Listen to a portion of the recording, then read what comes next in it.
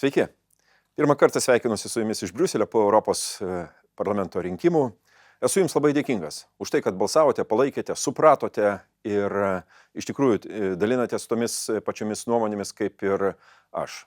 Mums yra svarbu, kad Europa išliktų vieninga, stipri, demokratiška ir turėtų aiškę ateitį. Be ES Lietuva, be jokios abejonės, atrodytų daug silpniau.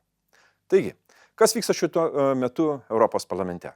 Politinės grupės derasi tarpusavyje, viduje, apie tai, kaip sudaryti stabilę valdančiąją daugumą ir žinoma, kaip pasidalinti pozicijas, postus, atsakomybės ir panašiai. Tai yra labai nelengvas procesas, turiu pasakyti. Daug emocijų, daug ginčių, daug pokalbių, kartais tuščių kalbų, bet jas reikia paversti konkrečiais darbais. Be tokio pasidalinimo, be aiškių atsakomybės ryčių, nėra ko tikėtis, kad darbas bus iš tikrųjų rezultatyvus. Tai kągi, išgirdome apie pirmus rezultatus, kad štai Europos konservatorių ir reformų grupė atsisakė pono Gražulio paslaugų. Kodėl taip įvyko? Mano manimu, laimėjo Ramūnas Karbauskis, kurio atstovas, žinia, buvęs šią kadenciją žaliuoju, staiga tapo konservatorių ir radikalesnių į dešinę.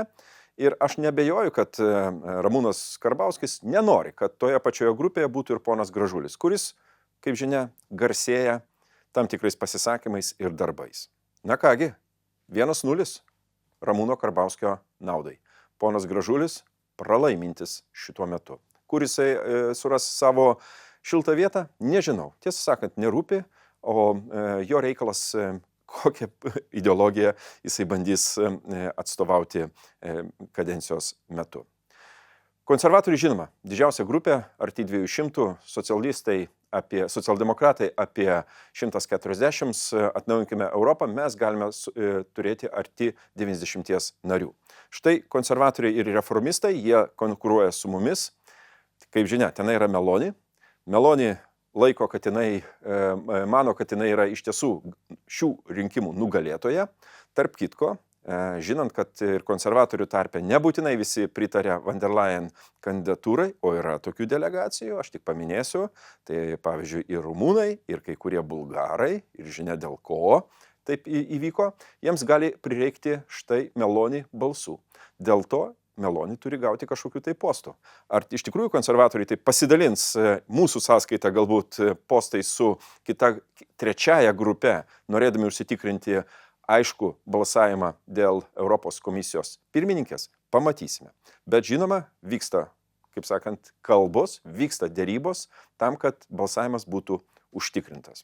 Kiekviena politinė grupė paruoš memorandumą, savo pasiūlymą tai bendrai valdančiosios koalicijos programai, kurioje bus nurodyti pagrindiniai darbai. Mums, atnaujinkime Europą, yra saugumas gynyba, ekonomikos konkurencingumas ir iš tikrųjų vertybių arba, sakykime, teisės viršenybės ir demokratijos kokybė Europos Sąjungoje. 3 pagrindiniai prioritetai.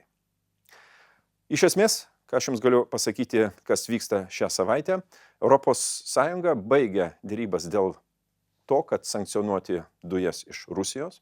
Jos dar teka į Europą, kai kurios valstybės perka. Štai mūsų pasiekė žinia, kad šią savaitę įvyko, iš esmės strateginis pokytis, kad rusiškos dujos nusvėrė suskystintas dujas ateinančias iš Jungtinių Amerikos valstijų. Ir jeigu tai bus, žinoma, rusiškos dujos ims viršų. O tai reiškia pinigai į Rusijos biudžetą, o tai reiškia karo finansavimas prieš Ukrainą. Taip neturi įvykti. Rusija, žinoma, stengiasi rasti alternatyvą. Nori pradėti gaminti daugiau trąšų, panaudojant tas pačias gamtinės dujas, paversti trąšomis, trąšoms netaikomi jokie sankcijų apribojimai ir tokiu būdu rasti išėjimą ir į Europos rinką, ir platesnę pasaulinę rinką. Pamatysime, kaip jiems seksis. Svarbiausia, kad mes darytumėm teisingus sprendimus. Kągi, šį kartą tiek. Daugiau politikos, mažiau galbūt turiningos politikos, bet be jos matyti nebus ir tų sprendimų, kurių mes taip laukiam ir tikimės, apie kuriuos kalbėjome kampanijos metu. Ačiū Jums ir iki.